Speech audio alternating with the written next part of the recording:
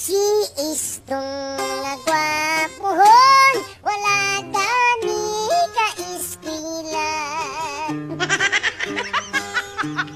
Wala siya'y trabaho, wala sa siya'y asawa.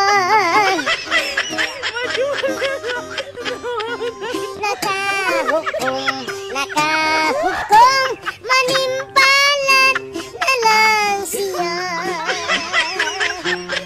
Nilarga sa Manila, sa Maynila, sa Nilarga, na may utos ang iyang dala.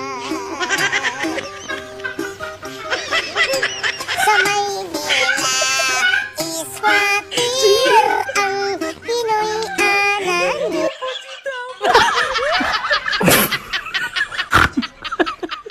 What?